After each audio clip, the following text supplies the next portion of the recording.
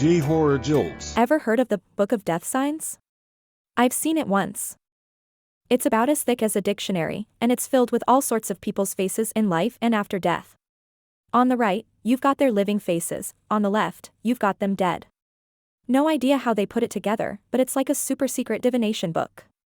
If you flip through it every day, you start to see the death signs on people's faces that supposedly appear just before they kick the bucket. The person who showed it to me was one of my teachers from a cram school I went to. This was a good 20 years ago. But after teaching at the cram school for a few years, they vanished, apparently off to Bali to learn black magic or something. Anyway, this teacher, I'll call them got hold of the Book of Death Signs back when they were in college. They'd spend their days looking at it. They were really into the occult, skipping classes and all that.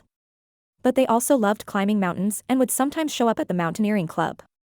One day, they were supposed to head to a winter mountain with the club members, meeting up at Station B. When they saw everyone's faces there, I realized what the death signs meant for the first time. Of course, I freaked out, telling everyone that their faces were showing the signs. They laughed it off, called me an idiot, and went on without them. There were 4 people in the group that went ahead, leaving a behind.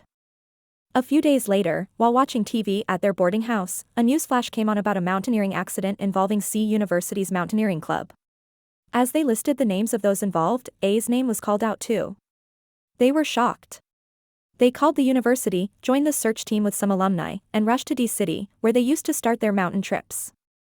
Due to bad weather, the search was postponed until the next day. With time on their hands, I visited a cafe they always went to after coming down from the mountains.